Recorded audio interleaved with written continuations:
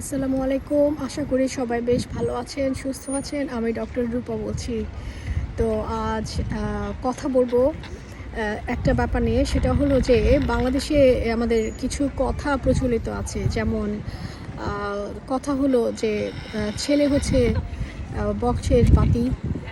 তারপরে কথা প্রচলিত আছে যেমন আ আ ছেলের ঘরে নাতি হচ্ছে লাঠি ধরবে। আ তারপরে হচ্ছে কথা হচ্ছে যেমন ধরেন আ ছেলে হচ্ছে যে ক্লাস বহন করবে, কাঁধে নিবে। সো এই ধরনের কথাগুলো দুর্ভাগ্যজনকভাবে এখনও বাংলাদেশে প্রচলিত আছে। তো এই কথাগুলো আমি এইজন্য বললাম যে আপনারা মায়েদেরকে বলবো যে আমারও সন্তান আছে, এইজন্য মায়েদেরকে এই কথাগুলো বলতে চাই যে আপনারা যখন আপনারা এই কথাগুলো বলেন, আ আপনার ছেলে সন্তানকে এইসব বলেন। তো এই শতাব্দীতে দাঁড়িয়ে আমি মনে করি আসলে আপনারা আপনাদের ছেলে সন্তানকে যা শিক্ষা দিবেন, মেয়ে সন্তানকেও তাই শিক্ষা দিবেন, কন্যা সন্তানকে। কোনো আসলে বিভাজন আমি বলব করবেন না।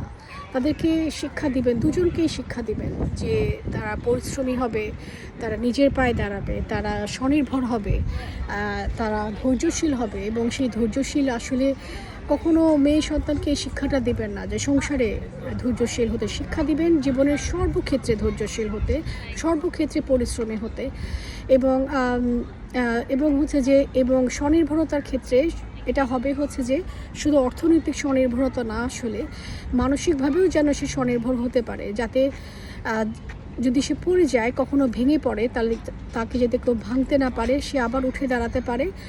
যেন আপনার প্রতিটা সন্তানই সাহসী হয়, আত্মবিশ্বাসী হয় এবং মানবিক মানুষ হয়, ছেলে মেয়ে নির্বিশেষে। অতএব হচ্ছে যে সন্তানকে আসলে ছেলে মেয়েতে ভাগ করবেন না, মানুষ হিসেবে দেখবেন, সন্তান হিসেবে দেখবেন, সমানভাবে হচ্ছে দেখবেন দুজনকে এবং তাদেরকে বড় করার চেষ্টা করবেন সব সময় মানবিকতা শিক্ষা দিয়ে এবং যাতে তারা ভালো মানুষ হয় সেখানেই ফোকাস করবেন সব সময়।